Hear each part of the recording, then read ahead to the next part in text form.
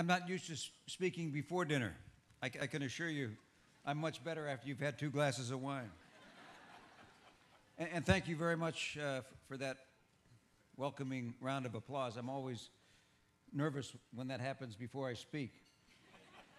It reminds me of the old story about the Air Force major, the Army general, and the Marine sergeant major. They're all in a prisoner of war camp, and one day the commandant comes in and says, I've got bad news. Tomorrow at dawn, you all face the firing squad, but I'm here to grant your last request. He looks at the Air Force pilot and says, Major, what's your request? He said, I would like to have my last meal by candlelight with a beautiful woman. He says, it will be done. He says, General, what's your last request? And the general sucks himself up to his full height of 5'9" and says, I'd like to address the troops one more time. He says, it will be done. And he goes to the crusty old sergeant major and says, Sergeant Major, what's your last request? He says, I'd like to be shot an hour before the general starts talking.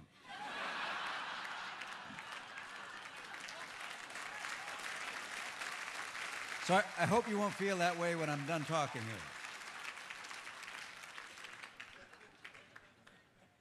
Can I ask all of the young men and women here who've lost a parent to please stand?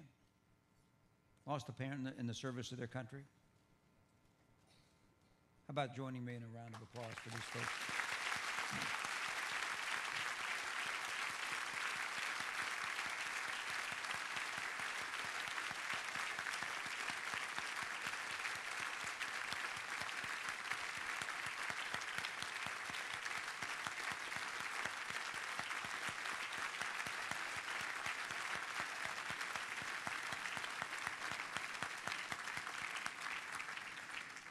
Thank you. And so, David, on behalf of these young men and women here and all the others that they represent, I'm very proud and thankful to accept the award from the foundation. I can tell you that it's hugely important that the work that the foundation does to help young men and women like this after they've got the call that will change their lives forever. And so thank you for the great work that the foundation does. My dad was killed in Vietnam on the 7th of July, 1970. He just finished leading the 1st Cavalry Division into a very successful operation into Cambodia. And he was on his way to Cam Ranh Bay to visit the wounded soldiers in the hospital. The helicopter that he was flying on flew into a mountain in a cloud. My dad was 48, my mom 44, my youngest sister 12. I was 21 and I'd just been commissioned and it was waiting to go on active duty.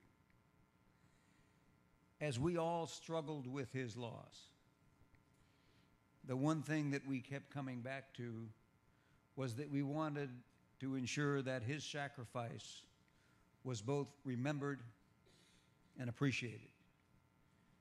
And if you think back to what was going on in 1970, there were times when I wasn't sure that was true. But I'd like to share with you something that Frank Reynolds, the great ABC News journalist, reported on ABC Nightly News on the 7th of July, 1970. He said, in the last 2 months, both the United States and the South Vietnamese have lost general officers who were wholly devoted to their profession and to their troops.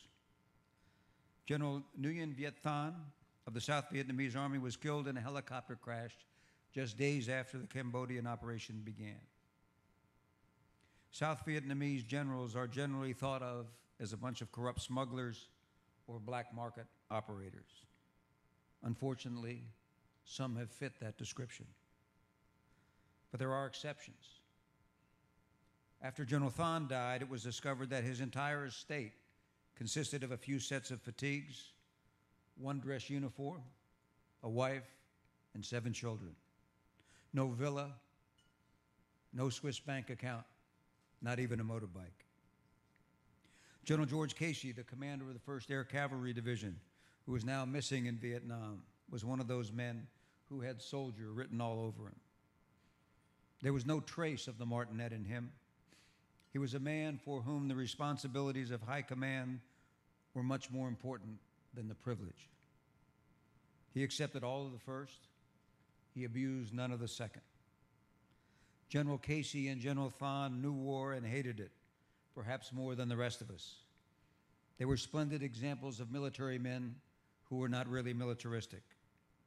We don't give them much credit these days, as some of us shout and all of us long for peace now, but it is still an imperfect world.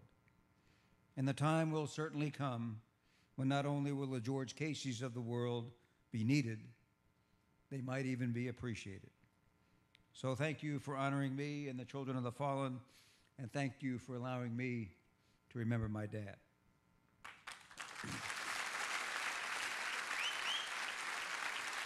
Thank you. Don't stand up. I'm going to shift gears.